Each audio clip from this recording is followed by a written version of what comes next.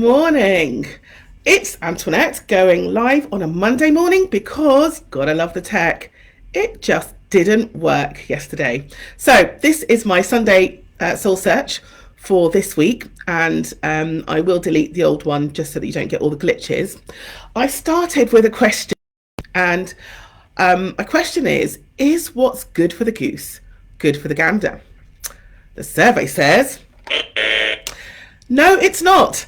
And for any of you that manage teams, raise family, deal with siblings, or even parents, you will know that the way that one person wishes to be treated is not always the way that another person needs to or wishes to be treated.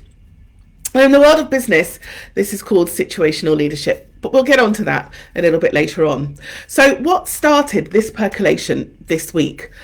Well, 3 times this week, I've heard people in leadership talk about, well, I just want to manage my team in blah, blah, blah, blah, blah. Replace blah, blah, blah, blah, blah with the way I would like to be treated. One of those leaders was me, and I know better. So I found myself saying this week, I don't understand why people don't just want to be non-managed, because that's how I am at work. I don't need any management or guidance. I rock up and do my thing, I exceed that and go home. But actually, the reality is that different people need different styles of leadership at different points in their day, in their month, in their career. The second thing that kind of got me thinking about that was potting plants. So exhibits A and B behind me. So for anyone that knows me, I am dreadful with plants. Like, why people that know me and love me continue to give me plants is completely baffling to me. However, I am reforming.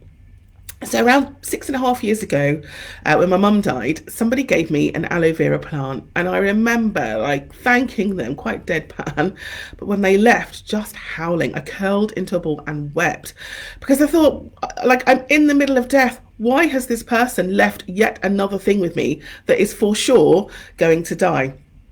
And I lived in quite a dark bedsit or studio flat in London at the time, and I just put this plant on the windowsill and just sort of left it to its own devices, really. And it didn't die, it didn't live either. It kind of sort of, limply existed on this windowsill. Fast forward a few years and I moved down to the south coast, and this poor plant, God love it, it fell over in the car, it lost its soil, it tipped out of the pot, I think. And then when I got here, I just sort of scooped all the dry, manky 3-year-old soil into it and just parked it on a windowsill and even water it. And oh my goodness, within a month, it had started to perk up. So I thought, well, maybe I ought to water it. Within another month, it had started to grow. And so I just kept watering it.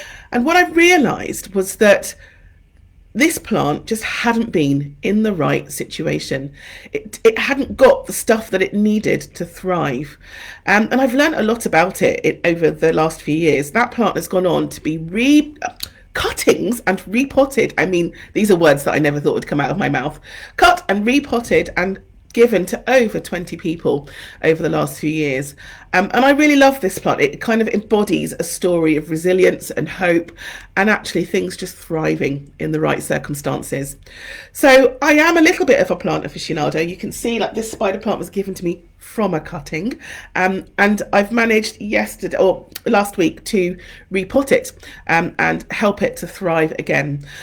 And it's the same with people. We can't assume that all people need the same soil and all people need the same outlook, and all people need the same conditions to help them to thrive or grow. If you're a leader, if you're a parent, if you're in a position of authority, you've got to remember that the people in your sphere need different strokes for different folks. So there's a reason all these sayings exist. I'm going to leave a couple of comments about, or I'm going to leave one link to some resources about situational leadership, which I hope you'll find helpful. But again, as you're going about your everyday life this week, just think about it's not about treating everyone as you would like to be treated. No, it's about treating people as they need to and they would like to be treated. Now, that doesn't always work when you've got a stroppy 2-year-old demanding cake at 10 o'clock at night. There's a level of sense and sensibility about that. But I hope you get my drift. Different strokes for different strokes. What's good for the goose is not always what's good for the gander.